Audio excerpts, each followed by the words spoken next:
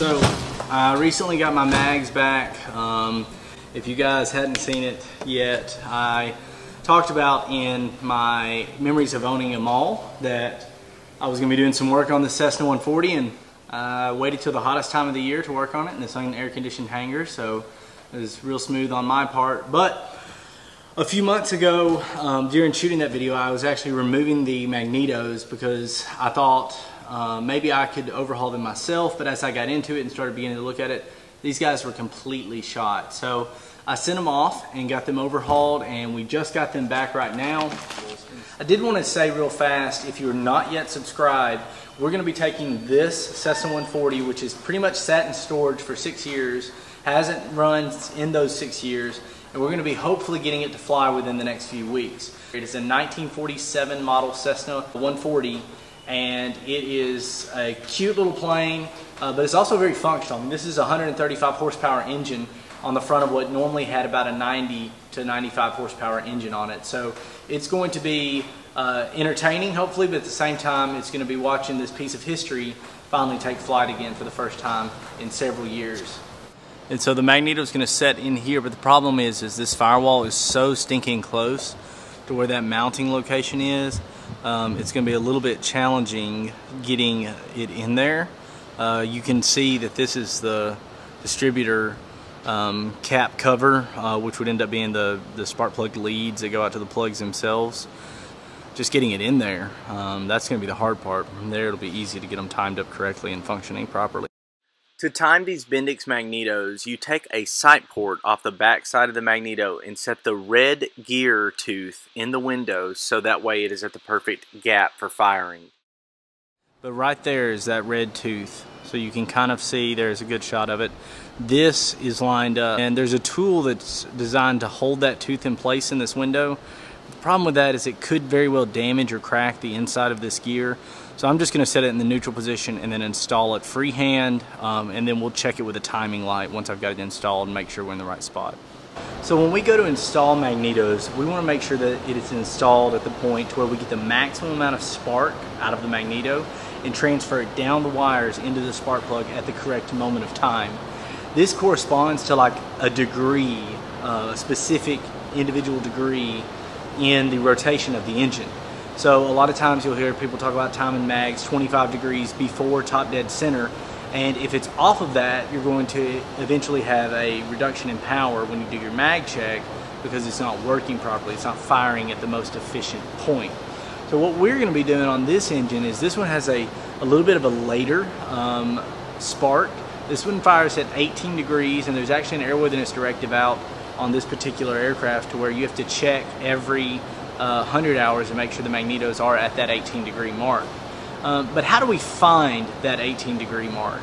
So when I say 18 degrees, what I'm talking about is on cylinder number 1, which is this cylinder right here on this Lycoming engine, we want to have it set on compression, so the piston coming up, and then once we get to top dead center, we're going to actually back it off till 18 degrees before top dead center. And there's really a couple ways that you can do this.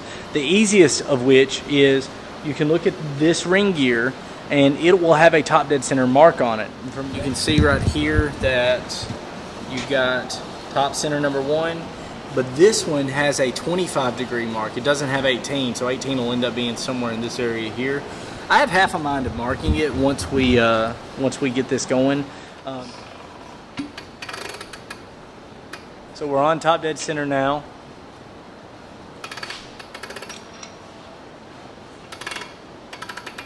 Alright, so I've got the dial lined up and set up now.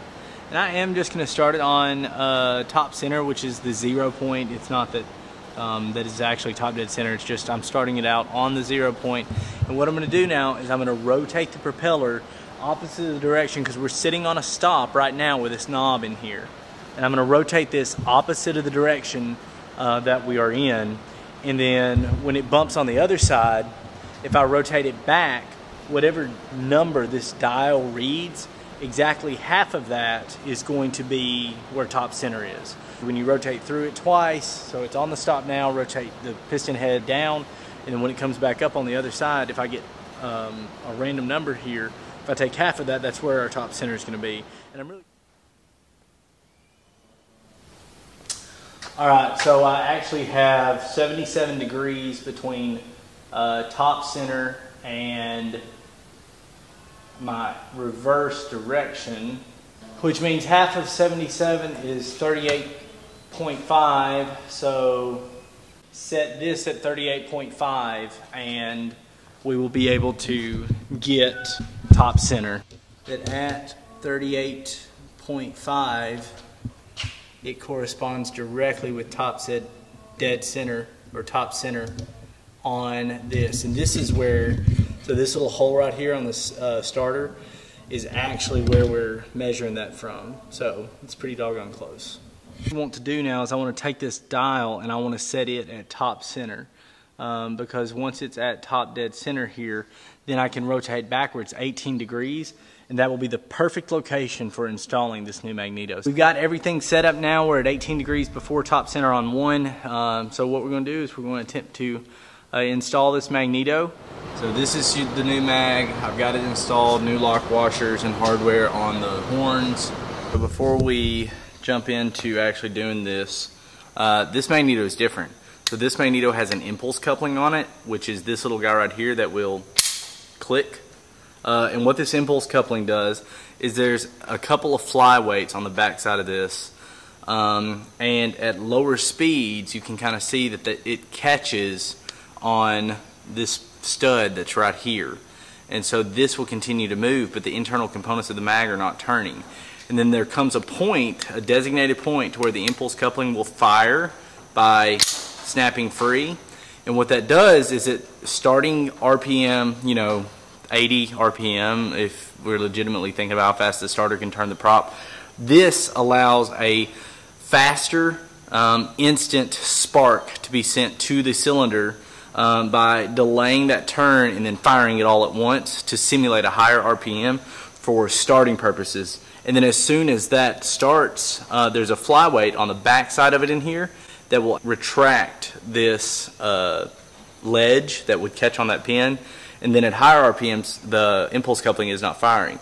But the catch with this one is when we go to install on the aircraft, we need to make sure the impulse coupling is fired and then come back to our E-gap, or else we'll have it timed wrong. So I'm going to fire the impulse coupling, I'm going to set our red tooth in this window, and then we'll get it installed on the aircraft.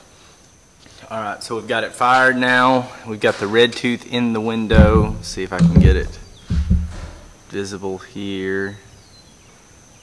Maybe. I don't know. Anyways, so she's fired. We're good to go to install this on the aircraft. I'm going to actually put the distributor cap on first. Probably install the P-lead stuff first. Hook up the ground wire and then put my distributor on, and then we'll install the entire unit onto the aircraft. First things first, let's get this P-lead line hooked up. Try not to use a little natural Loctite. There she goes. Alright, that's hooked up. I've got this installed, P-leads on, hooked up. Got the radio frequency filter, or radio filter, I'm sorry, installed now. And now it's just a matter of putting the distributor cap, which is back in there in the dark, onto this thing. So that was a absolute nightmare and a half. But we've got her started. I've just got nuts holding it on right now so that way I can fine tune it to the engine. But my goodness, what a pain to get this thing on. Let's hope it's right the first time, because that is not a lot of clearance right there. I'm sure there's people out there that have built a home built faster than I installed these mags. But she's in, and we'll see. You can see barely that red tooth right there in the window on this side, and then on this side, same thing. There's a red tooth that you can see right there. Looks pretty dry. And I'm probably going to physically blow out every fuel line and make sure that there is no contaminant in the fuel itself, the fuel lines themselves. Actually just checked the left sump. It's completely empty, and the main reason for that is I took the sump out, and it's pretty evident that the O-ring has failed. So I tried putting a little bit of fuel in that and it just leaked right out. So we're definitely going to order a new O-ring, maybe even just a new sump, and go ahead and replace this. After looking at the fuel tanks, I jumped to the front of the plane and started at the carburetor and worked my way back into the interior in the fuel lines. I have the seats all removed here, and I have the ELTs out, take the back panel out. We're going to put the battery in. I think first thing I'm going to do is I'm going to take this interior apart, as well as take some of this stuff up here and run the fuel line from the right tank to the fuel selector, and same for the left tank, just so that way we know for sure that these lines are clean before I start pumping stuff up and into this engine.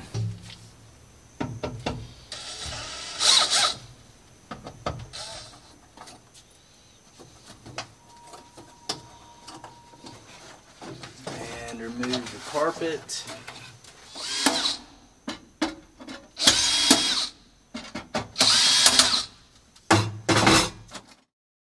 After getting the fuel lines inspected, I decided to go ahead and put fuel into the right tank so that way it could set for a while and any possible loose contaminants could work their way down into the system. Then after lunch, I came back and inspected the fuel system by draining a good amount into a jug and looking at it. Looks pretty clean to me. Now that the fuel looked clean, it was time to button up the system and then start making sure that everything was ready to roll outside. This included checking the tire pressures, as well as making sure everything was reinstalled after installing those Magnetos. From here, it was time to put the battery into the aircraft and then finally get it rolled outside. I think I'm ready. We've got everything done here. So what I'm going to do is I'm going to take the aircraft out, and I'm going to pre-oil it outside. I thought about doing this inside, but I really do want to do it outside where I can see any fresh potential leaks or spills and give it a good once over, because I mean, if y'all have seen from this video, the lighting in here is terrible. But anyway, so what the plan is I'm going to roll it right outside into the sunlight for the first time in almost a decade, and then from there we are going to pre-oil it, which is basically running the starter, motoring the starter over until I get oil pressure, while the plugs are not installed and the leads are not installed in the plugs. So what that's going to allow is unrestricted movement of the pistons to generate oil pressure in the system to make sure all the bearings and stuff have been lubricated really well before we try to start it. I'm going to mist some penetrant oil into here, and then I will pre-oil the actual engine itself, and then from there it's just going to be install the plugs and fire it up.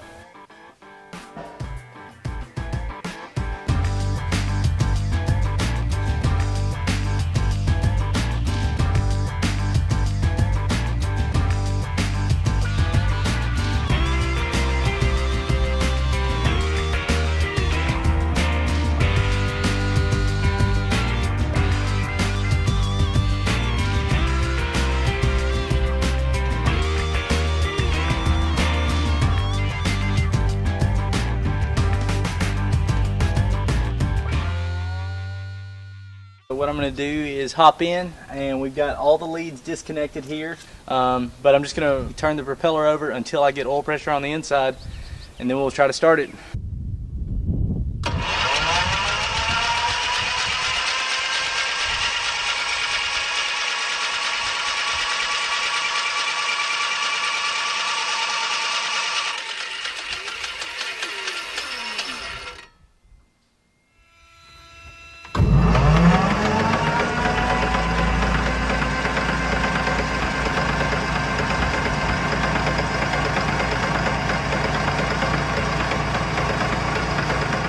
Alright, so what I'm going to do is I'm going to get these plugs installed hand tight and go get the torque wrench, tighten them down.